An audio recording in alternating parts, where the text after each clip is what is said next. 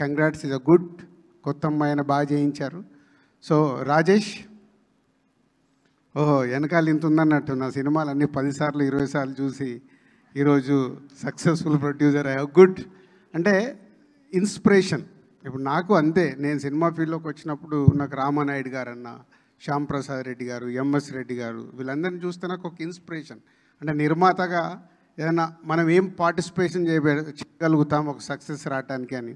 ఇప్పుడు మనోడు ఉన్నాడు, మైక్ పట్టుకున్నాడంటే ఎస్కే అని వచ్చాక దుమ్ము దులిపేస్తాడు. సో ఒక రిపోర్టర్గా నా కళ్ళ ముందు నా ఆర్యా సినిమాకి ఎలా ప్రమోట్ చేద్దామని నేను తిరిగిన ఎస్కేని కూడా ఈరోజు ఒక మీరందరు నెక్స్ట్ జనరేషన్ లాగా సక్సెస్ఫుల్ ప్రొడ్యూసర్స్గా ఉండి ఇన్వాల్వ్మెంట్ ప్రొడ్యూసర్స్ మీరు అయినందుకు thank you very much.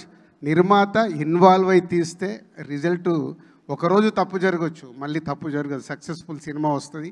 Success failures మన చేతిలో ఉండవు. ఆడియన్స్కి ఎప్పుడు రైట్ కాంటెంట్ని మనం తీసుకెళ్తున్నామా లేదా అనేదే మన ప్రొడ్యూసర్స్గా మన పని. అంటే సెలక్షన్ దగ్గర నుంచి అలా మీ యంగ్ జనరేషన్ అందరు ఇప్పుడు సక్సెస్ఫుల్ నిర్మాతలు అయినందుకు thank you very much.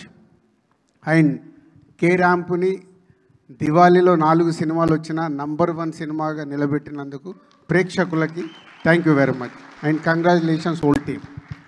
And Kiran and team, success ఈజీగా వస్తుంది.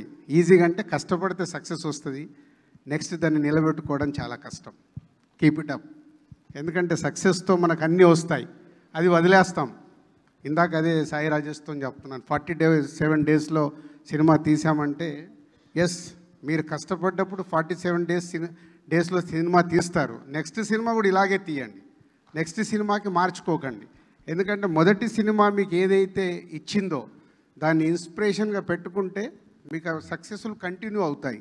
మార్పు ఎప్పుడైతే తీసుకుంటామో ప్రాబ్లం కూడా అక్కడే సక్సెస్ వదిలేసి ఫెయిల్యూర్స్ రావడం మొదలవుతాయి. Keep it up. ఇదే ఇన్స్పిరేషన్గా పెట్టుకోండి. Thank you. Thank you so much, Raj Garu. Requesting you to please stay back on